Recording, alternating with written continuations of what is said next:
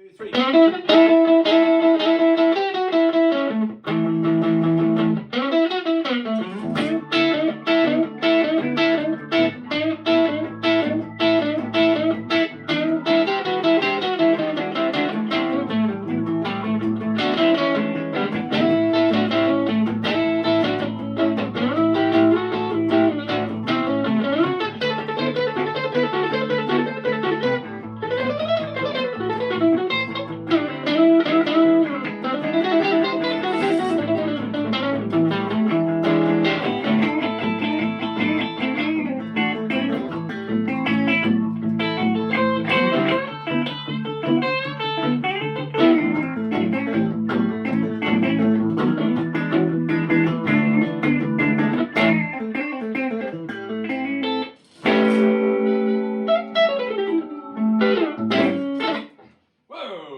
Okay, welcome to the Bob and Ramon Show, episode number 2. Episode number 2 of this particular collection.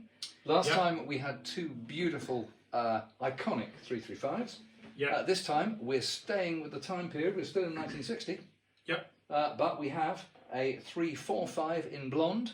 Talk about its rarity in a minute. And we have a 355 in cherry that has faded to watermelon.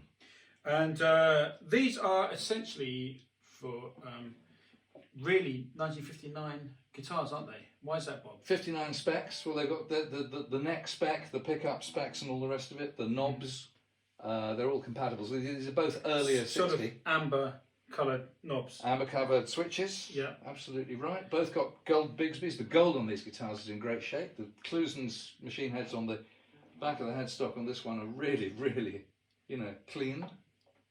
Original tips, or have they been retipped? Retipped. They've been retipped. Not surprising. Particularly on the guitars, these guitars with pink case linings and gold fittings, the gases in those cases seem to get through these things. They deteriorate a lot. So on my 59, they've been replaced. They've been replaced on this too. These look. If these were real, they'd be unbelievably new. But this is a fantastic guitar. It plays great.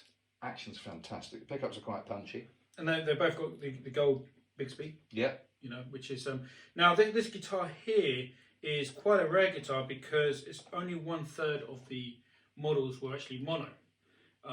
Because the other 2/3 were stereo veritone. Absolutely. Veritone? They're veritone. That's right. And that's the top of the line, the 355. Yeah. And they also have longer pick guards. Yeah, all these models, 335s, 345s, 355s, so they all had longer guards until about, it's in 60, isn't it? Come on, Bob, get 60, this right. Yeah, Come on. Yeah, in 60, sometime across 60 they get shorter. Good man.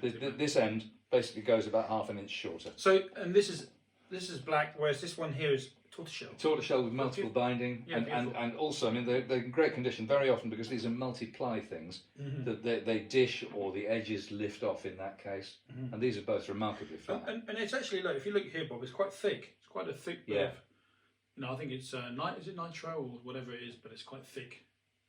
So beautiful appointments. And these are PAFs. And these are all PAFs. These are PAFs. Yeah, all so PAF pickups. The classic sound, which people are still trying to replicate and still haven't got right, have they? No, they still haven't got this. Although your friend, which friend? Your friend, Mr. Dingwall. Oh, Alan Dingwall. Yeah, he has got. Yeah. It's not so much that he's got the sound of a PAF right, but he's got closest, in my opinion, to the sound of the middle position on the Peter Green Les Paul with the messed around neck pickup. The middle position on his pickups is remarkable. It is rather special. Yeah, rather special. Anyway, back to these. Yeah. So I mean, these are both very scarce guitars because that's the top of the range model. Not many of these were made. So Johnny Marr was owner.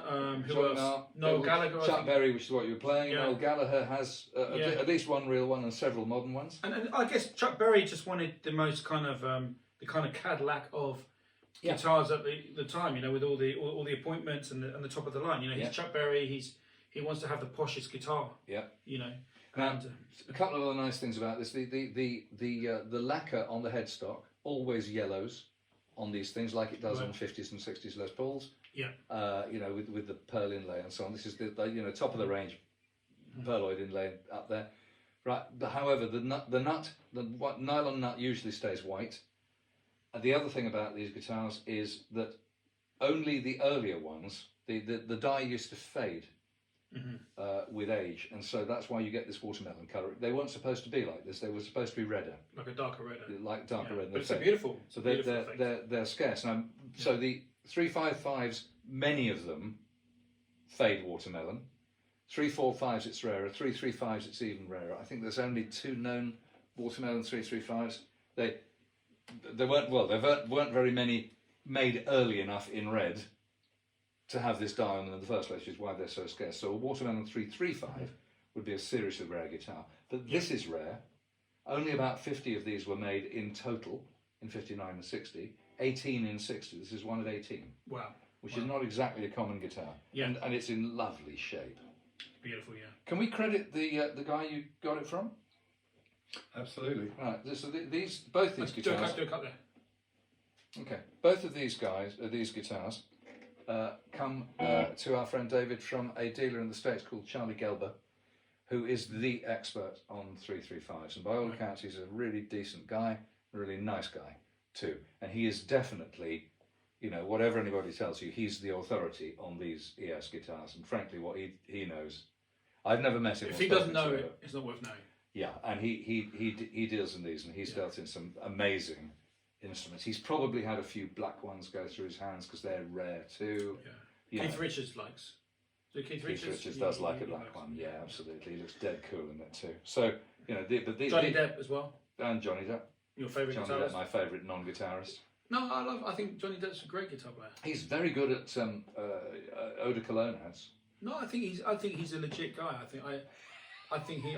I'm a big fan. I'm a fan of Johnny Depp. You just want to be in the next Pirates of the bloody Caribbean. No, he's banned. I'm the one that looks like a cadaver, and I could be one of the cadavers in the Pirates. Johnny Depp's actually banned from. He's been banned. Has he? Oh yeah.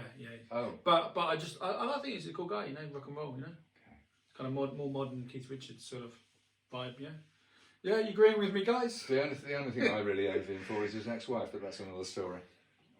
Hey. No comment. Yes, quite. Right, so hello, Amber, if you're watching. I digress. We digress. So I mean, this was like because Freddie King was Freddie King started off on the gold top. Yeah. And I'm fascinated with Freddie King, this amazing blues guitarist. Yeah. And he went over to one of these. He went to he went over to one of these. He went over to one of these with a thumb pick. Right. Okay.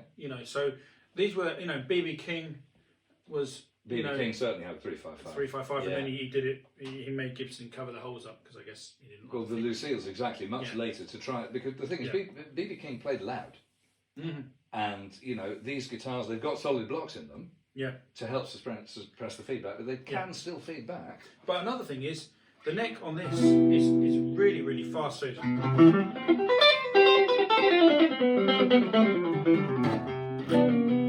and it's a very kind of a jazzy. Yeah. It's almost like a.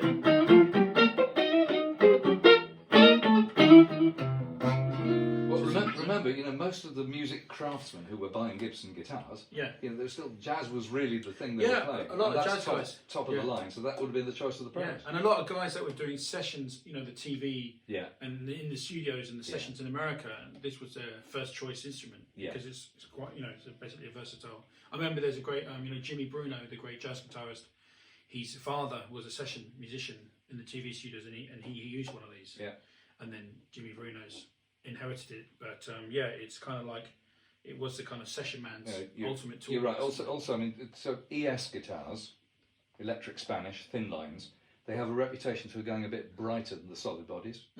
Okay, which is really useful for anybody wanting to cover a lot of bases, like a bit of Gibson, a bit of Fender. Yeah. Now this guitar originally had a varitone, 6-way varitone, which puts different capacitors and chokes in the signal and makes different tones.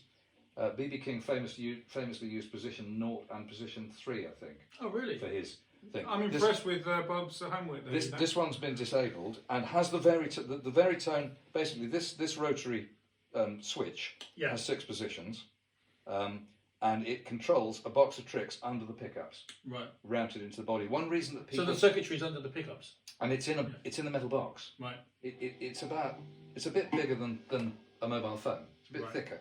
A mobile phone. and people tend to disable it. That's my doorbell ringing, ladies and gentlemen.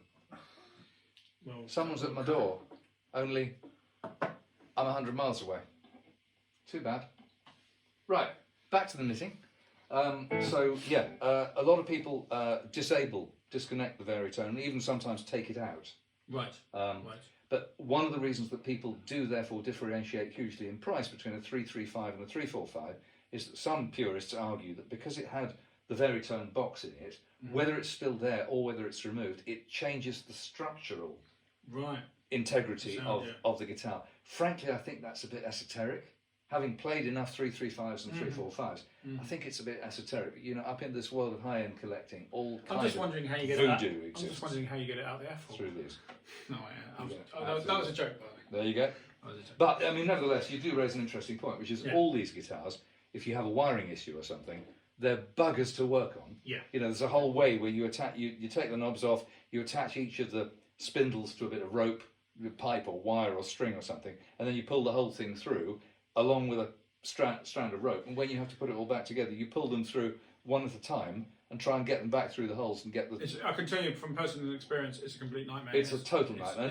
This is why, this is the kind of job it is worth paying a qualified luthier who's done it before, because you will fail and you'll mess up a beautiful guitar. You'll waste valuable hours of your lifetime. Absolutely, yeah. So, in conclusion, these are beautiful instruments. Exquisite. These were like the top of the line. You know, had all the frills, all the appointments of the semi acoustic. Both got metal saddles by early enough. And by the way, another thing, this guy has it was obviously routed originally for a stop tailpiece. This one, quite unusually, has been filled in with 2 pearl dots, which are beautifully flush with the surface underneath the lacquer, so everything's yellowed. And you can tell that no one's ever messed around with these because there's no any malarkey going on around the edges at all. So no one has ever taken these out. But the chances are there's a pair of threaded anchors. And this one doesn't have anything. And that doesn't have anything. So this was predestined to be a Bigsby. So they obviously decided before anyone drilled that one that it was going to be a Bigsby. And I think Bigsby was pretty standard on the 355. It was much more so.